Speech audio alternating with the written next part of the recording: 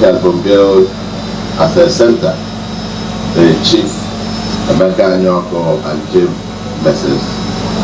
Bunmi Anyaoku Center, for the study of, as a think tank, for the study of democracy, governance, studies in diversity, climate change, I understand, and even for training of the less privileged, to give them the enablement to blossom.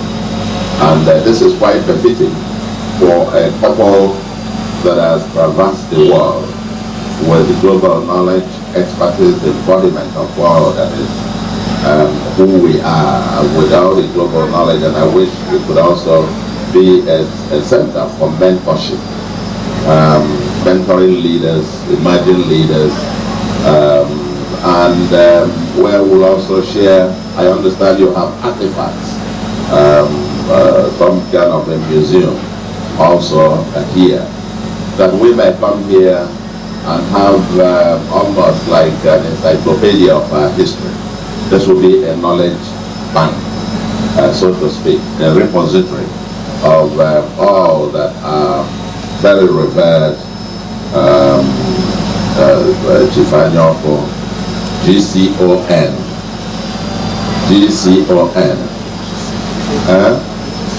GCVO. I think there was a time when they had us, when they also gave me CFR, I said no, this one is cannot be on the same, we cannot be on the same pedestal. And I was very excited when you were appropriately elevated to the GCON. Very, very, very well deserved. I saw that CFR, GCON, that could even get up to GCFR, because by your position, that's the position of almost the former head of state. So we've come here today to celebrate you. Today is your 91st birthday, and I think we're going in to have that, but it's quite auspicious that we're using this moment also to commission this center, which is a knowledge bank, that all who may come here will drink from the fountain of wisdom, knowledge that is embodied here. And then also that here will produce knowledge as well, and expertise that will help our state, help our nation, and help the continent of Africa to achieve its greatest potential. And to the glory of God, and we then therefore from this day to commemorate the commissioning, official commissioning of Chief Anyaoku, Chief Emeka Anyaoku and Chief Bunmi Anyaoku of Research Center.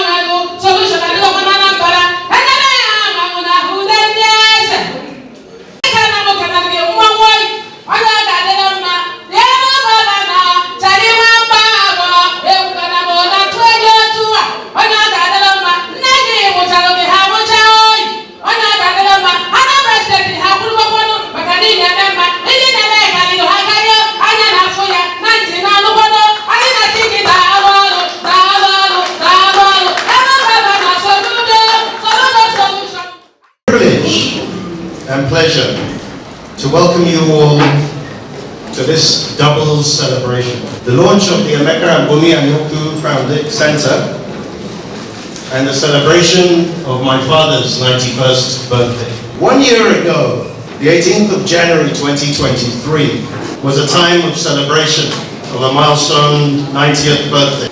A day now which seems to me just like yesterday.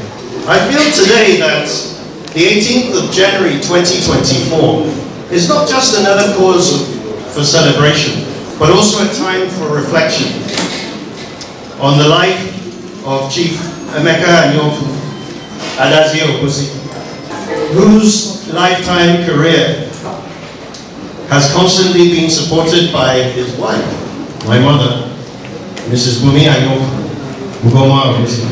So it's within this context of reflection that we are here today to join Obosi in the addition to their legacy in the creation of a visual representation of part of his experiences as Secretary General of the Commonwealth,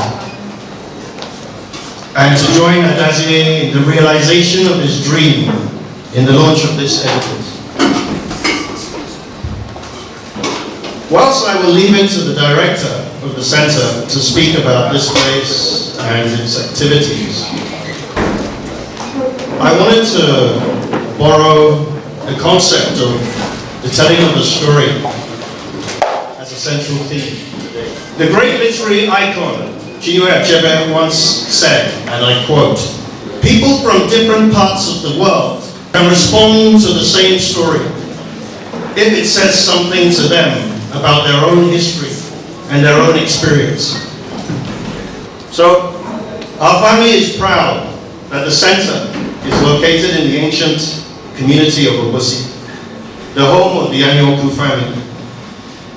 And we welcome you all to participate in also our own family story. We warmly welcome you all. Thank you. I'm here to make a little remark about our center. I was telling my friends that I've been pregnant for 3 years and I'm giving birth today. Because today we've officially commissioned this great center. The Emeka Anyaoku Foundation started in 2008. But then officially this place was built in 2018-2019 and we started setting up this place in 2020. The first time I came to the center,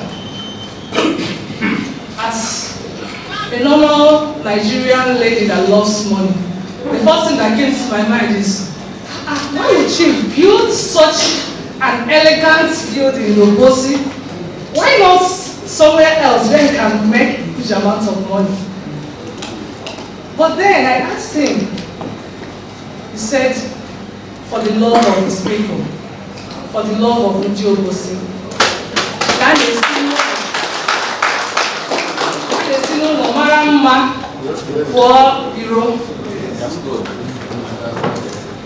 He said, this is a legacy I'm leaving behind.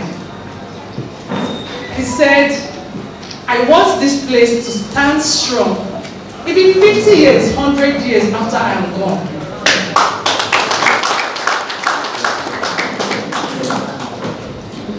And then, when I saw the building, all the money that was spent, I was wondering, why not seek for sponsorship? He said, I did it myself. He did it such that even after he's gone, whenever you look at this building, what will come to your mind is, oh, the great Chief Emeka Anyaoku.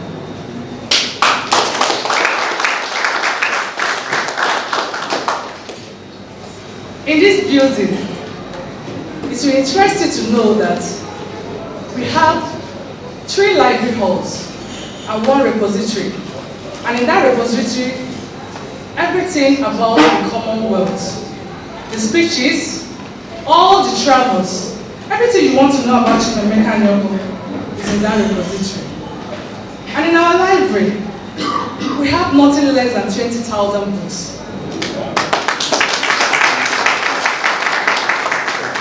Science, arts, Nigeriana, Africana, from all walks of life. Even if you love fashion, it's there. You want to cook? Come to us. You are a musician? Come to us. We have everything for researchers. We have also 5 museum halls. And in that 5 museum halls, one is so specific and very dear to His Excellency Chief Emeka Anyaoku, which is the Adazie and Ruma Hall of Fame. I really want to tell you the awards that Chief Emeka Anyaoku has. There you see, like, the awards were too much that we could not put all of them. I don't need to tell you who this great man is. Now,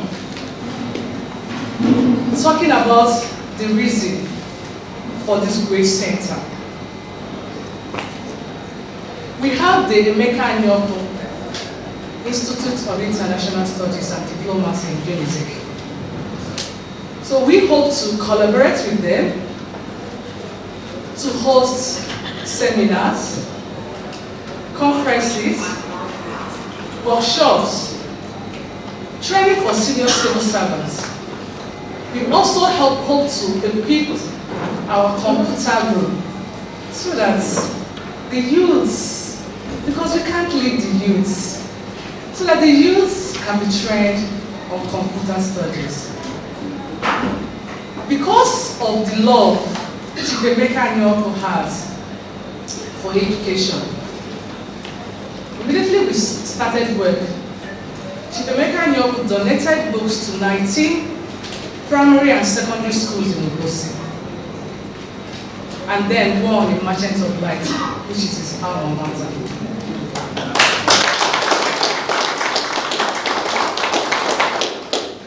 We have also visited the Motherless Babies Home that's just at the back here. Chief Emeka Anyaoku wants to promote reading and learning. His aim is to promote education.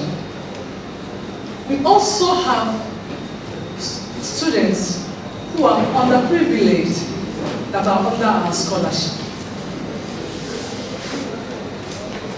The mission of this great foundation is to promote the study and practice of democracy, manage diversity, champion human rights, combat climate change, and uplift the privileged children through education.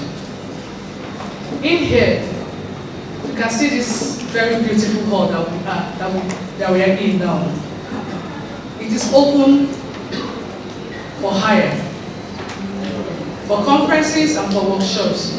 We also have a boardroom that you can also hire for conferences and for workshops. After today, we are officially open to welcome our secondary school students for excursions. Now, you can proudly come to the Chief Emeka Bunmi Anyaoku Foundation Center and enjoy the cultural heritage that is in our museum. That is in Africa. We have artifacts from Nigeria, Africa, and the 6 continents of the Commonwealth of Nations.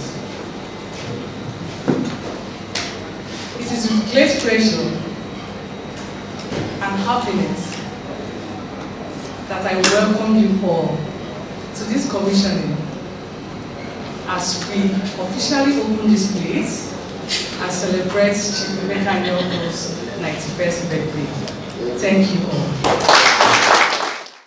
One, I'm grateful we have come to celebrate, not just to celebrate an icon, an Obosi, I would say a global icon, bequeathed to the world by or from Obosi. But until Obosi will appropriate here, Anambra to the world.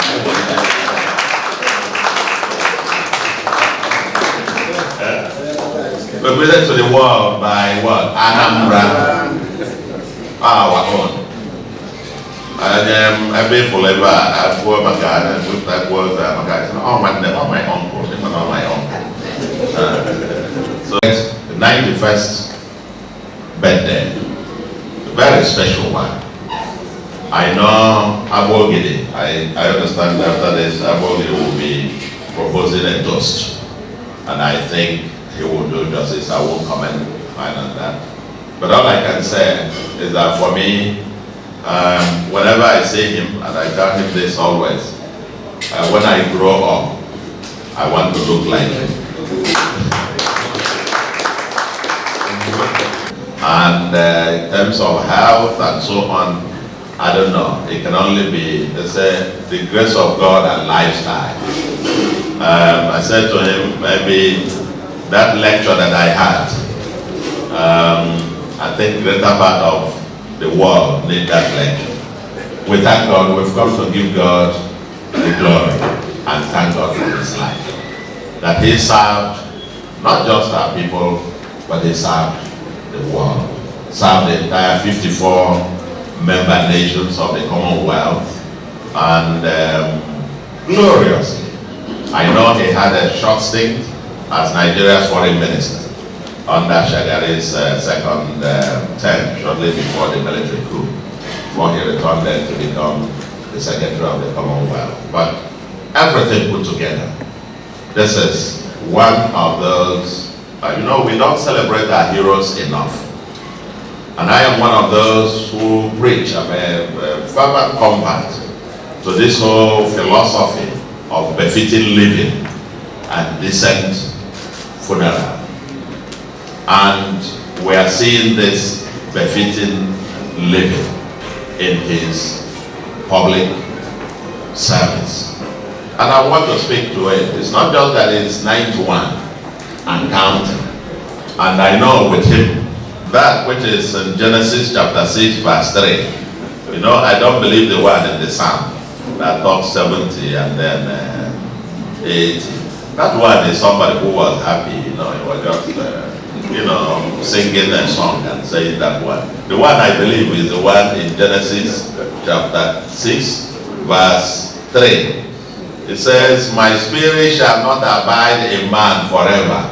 His days shall be 120.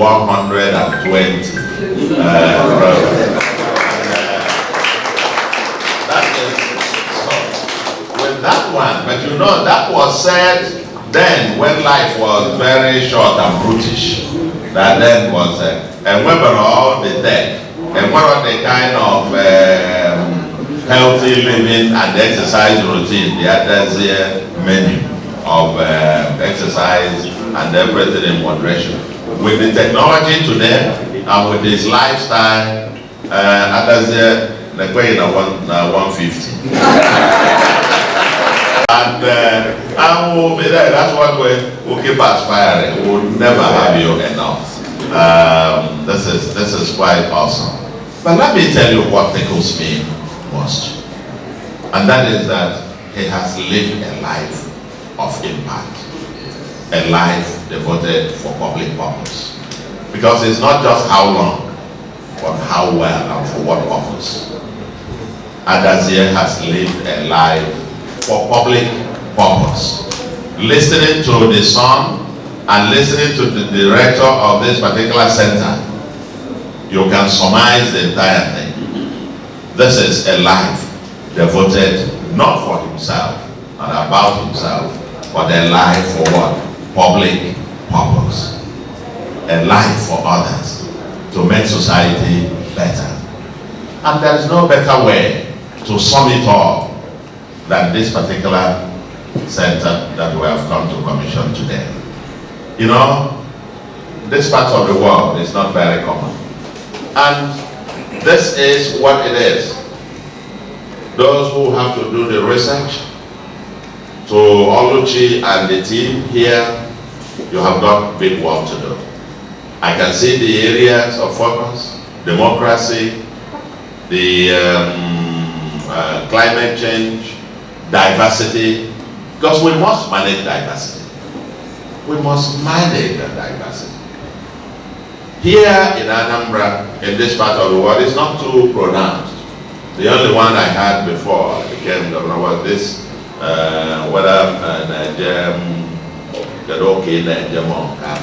people think just nonsense. Should not be the kind of discourse that we should be discussing. We should be discussing about what can you offer, who are you, not how you, what you, what I mean, Jehovah, or what I mean, and so religious. These things should not matter in the affairs because there is no denominational way of teaching mathematics or an Anglican or Catholic way of tying a road. We must all get into one. And I wonder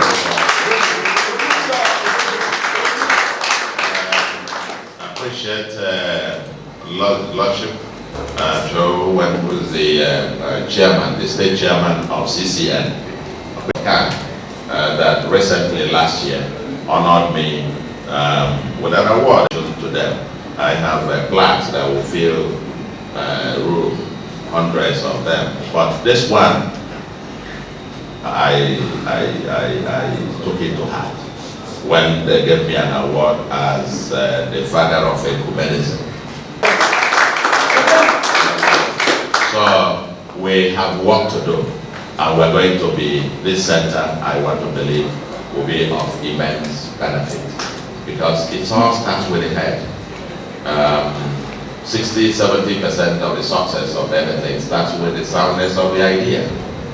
And if it is sound, we've got to think it through. And this center will enable us in these various areas. And I'm particularly also struck by the fact that we're going to be supporting the less privileged in terms of their education. Human capital is it. Human capital. It's very, very critical. That's why we will pay attention to education, or free education, to our youth. For the first time, our kids in public schools are getting true free education, not through the free tuition. And then you have 13 levies and those things to pay. No. Or the thousands of pregnant women now who go to public hospitals and have free antenatals, free delivery. And so far that we have gone on this, and this is the good one, the thousands of people since we started the free antenatal, free delivery in our public hospitals, up to this last month, December, there has been zero mortality. Thank you very much. Donating those books to schools, you will never tell how far that goes. And because in the end, it will be difficult to tell what your legacy will be. You don't know what they will get to become in the future. Which of them will invent or develop the idea that will save the world in the future.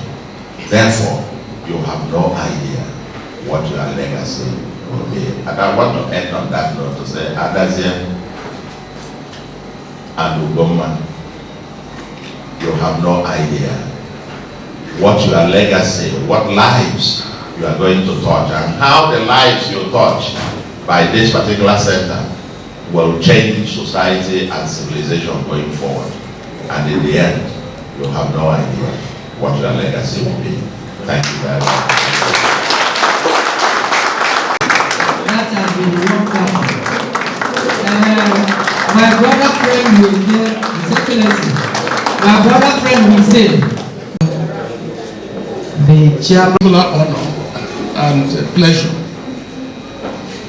but obviously in great reputation, that I stand before this distinguished audience to propose a toast to His Excellency, the Right Honorable Chief Emeka Anyaoku, Grand Commander of the Order of the Niger, and Honorary Grand Cross of the Victorian Order of the United Kingdom, Ichie Adazia of Obosi, and former Secretary General of the Commonwealth of Nations on his 91st birthday.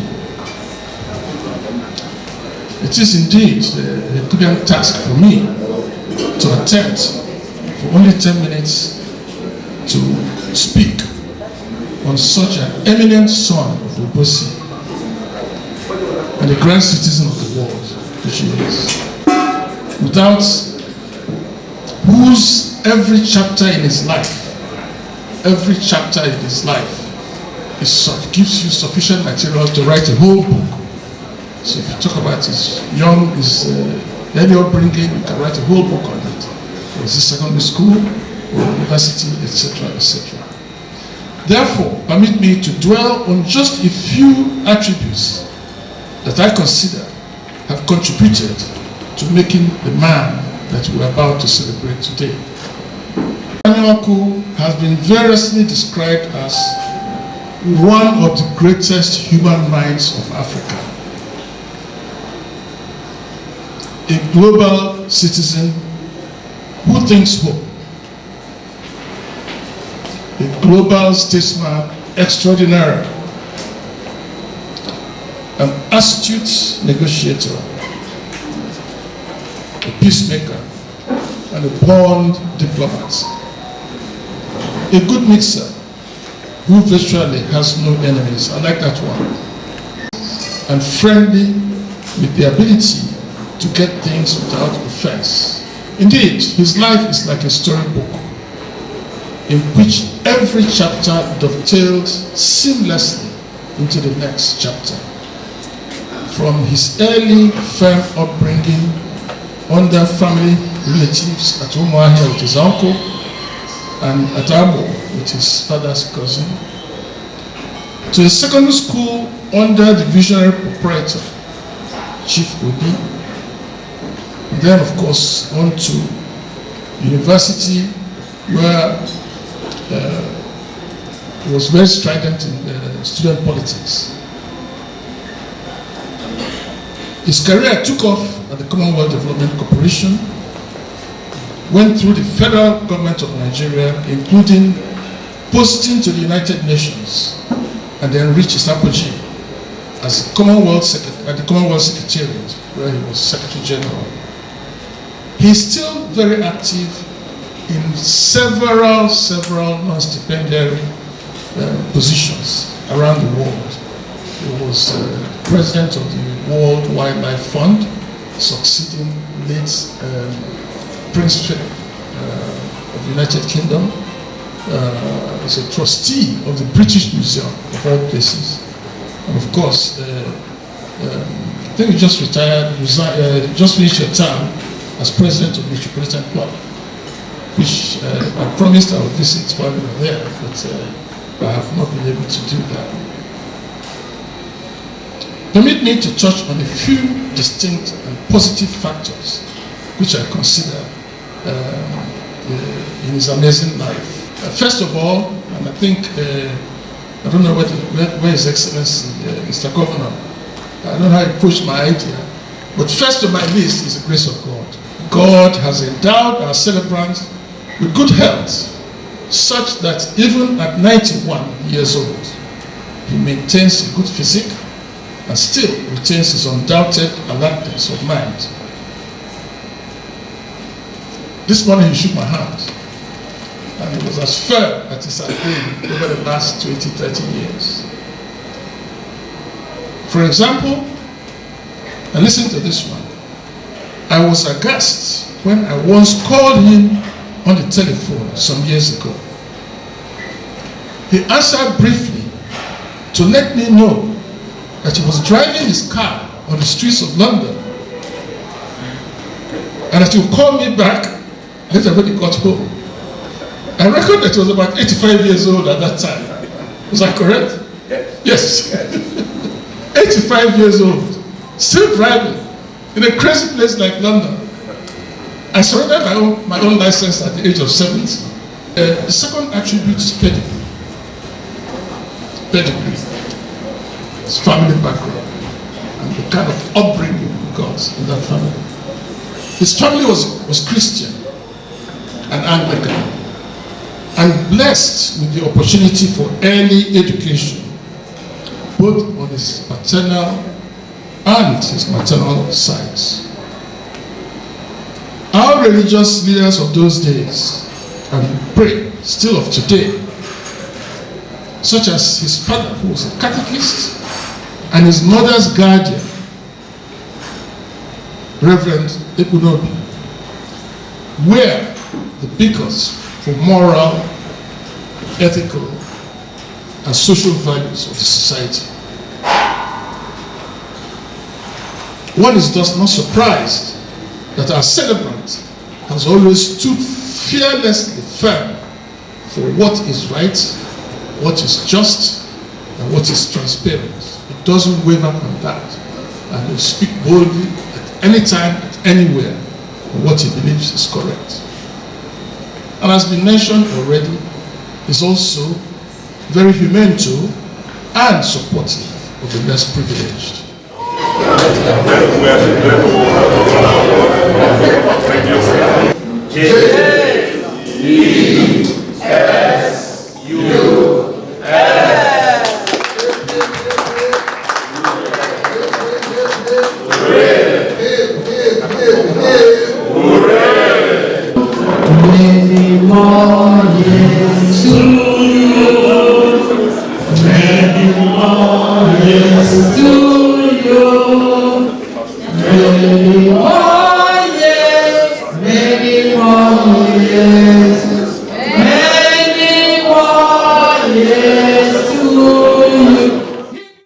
On behalf of Idemili Obosi and on behalf of the Obosi community, we present this Obosi.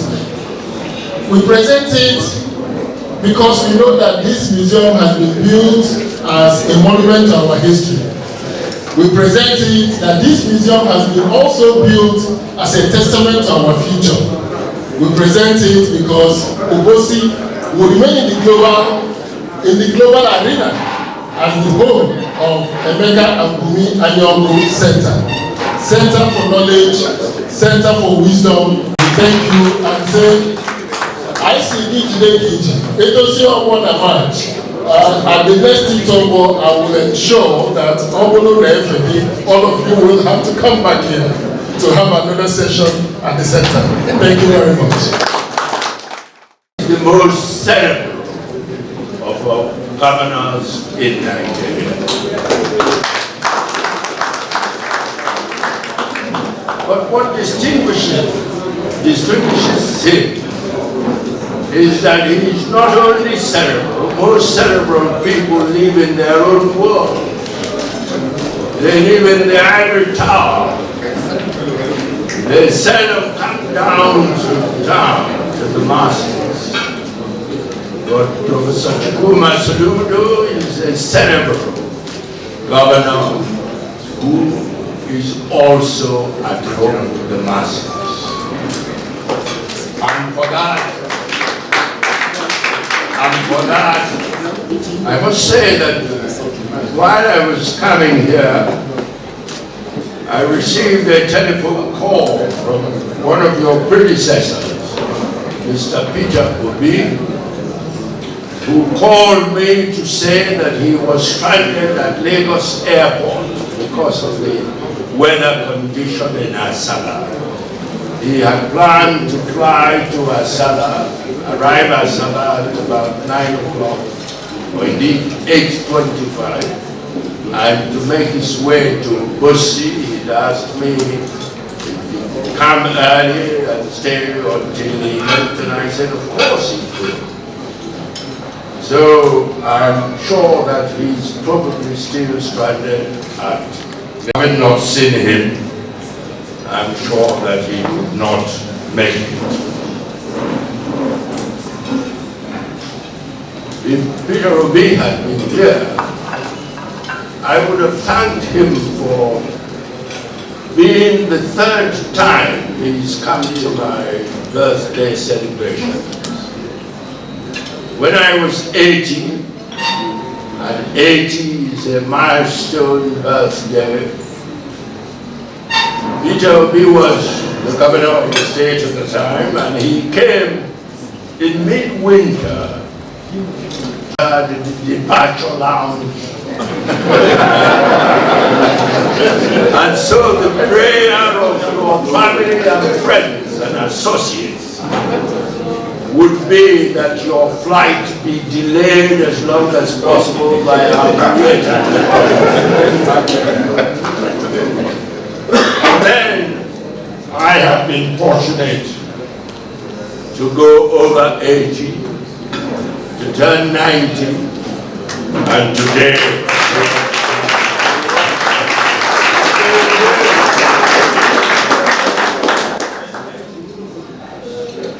I give thanks to God, because it is by His grace that I have remained healthy and been able to celebrate these remarkable birthdays.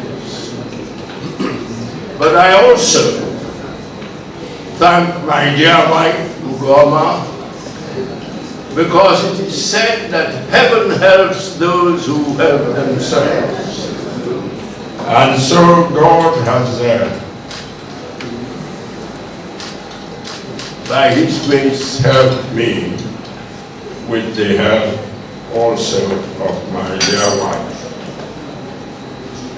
Today's commissioning of this center is a fulfillment of a dream that my wife and I have had for many years. We have always wanted to support education of our young people and indeed also our adults. And by providing a library here, we hope that the library will assist the young people and the adults in acquiring reading culture. Because one of the attributes of Nigerians that worry me is the absence of reading culture. I don't know how many Nigerians will tell you how many books they have read in the course of 1 year. Not many, I would dare say. And my wife and I have also wanted to provide a museum, a place where visitors can come and learn about memorabilia which we have collected from across the Commonwealth of nations, of 54 nations that are located in all the major continents of the world. We hope that the exhibits there will tell their story. And also, of course, we wanted to exhibit some cultural artifacts from our own country, Nigeria. Nigeria is a pluralistic country. A country that became one country only as recently as 1914. Before 1914, the place called Nigeria existed in different ethnic, tribal groups that lived their own lives in their own parts of the country. And so, I believe that one of the major issues that this center will be promoting the study of, the discussion of, is the management of diversity in a pluralistic country. That, I believe, is one of the main challenges that our political leaders in Nigeria face. Nigeria has traditionally stood on a tripod of three major ethnic groups: the Hausa, Fulani, the Yoruba, and the Igbo.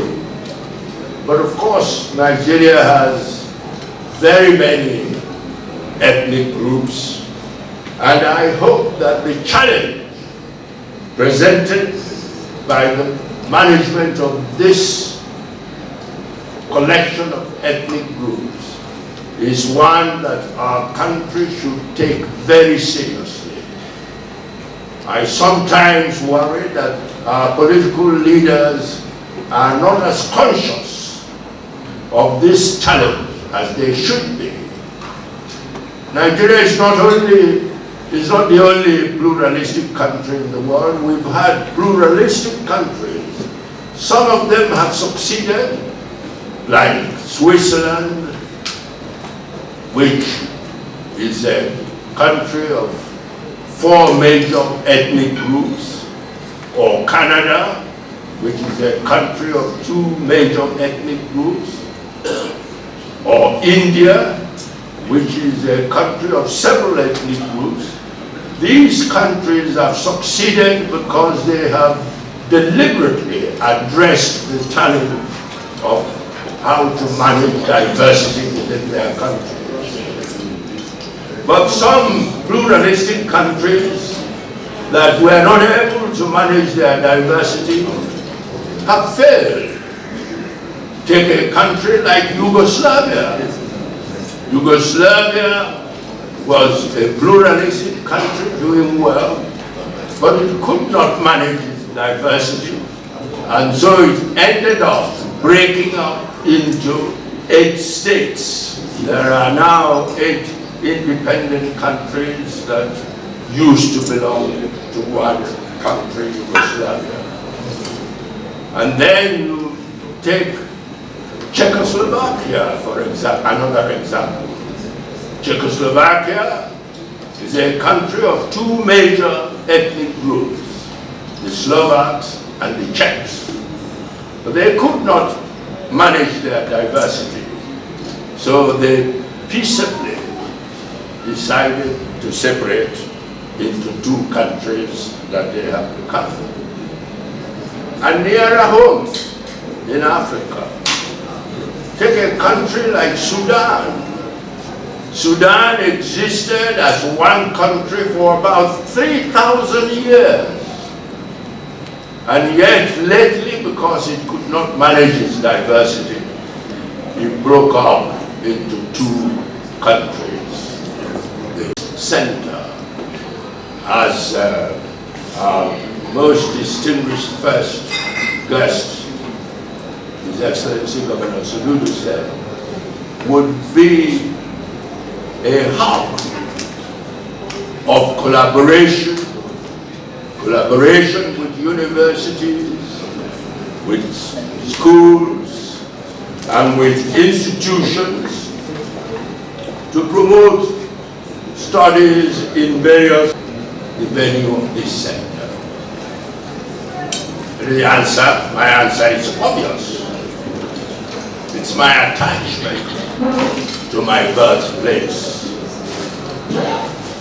Over my 90 years, now 91, I have seen Obosi develop from being an ancient community of mainly farmers, but also a place that produced successful civil servants, successful teachers, and successful executives in the private sector. Obosi, I remember Obosi when there were no hospitals here, and Obosi was like villages in, take an example of Ireland in Europe. Ireland before rural electrification. In Ireland then, births were mostly conducted in homes with the assistance of village doctor. And I tell you the story of one birth in Ireland where a Yale Mission Hospital.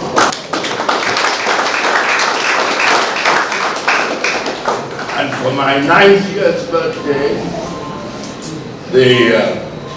I said the same, but with less force to my friends and associates. But they still gave something. but whatever they gave was invested in this center.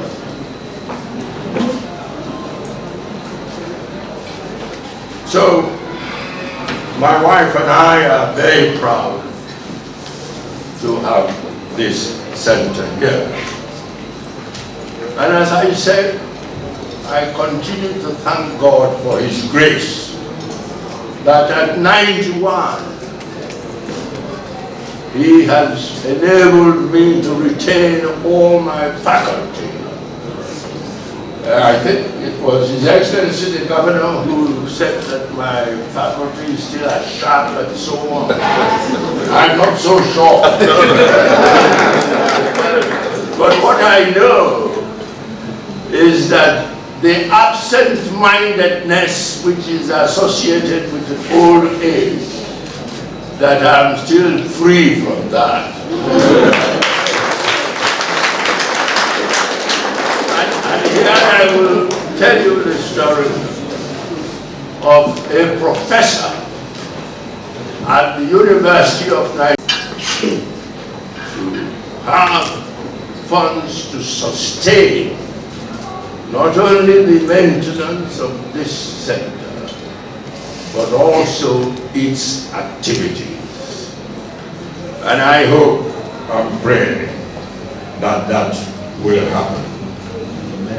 Sustain the activities into the distant future. When our cerebral governor, for finding time within his incredibly busy schedule to be here today. And of course, I especially thank Obosi, the Biofurniture, for his very generous toast. Arrival of His Excellency Mr. Idemili, who I would say, just briefly, before you came in my remarks.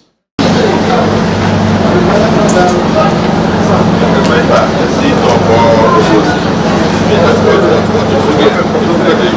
Obosi.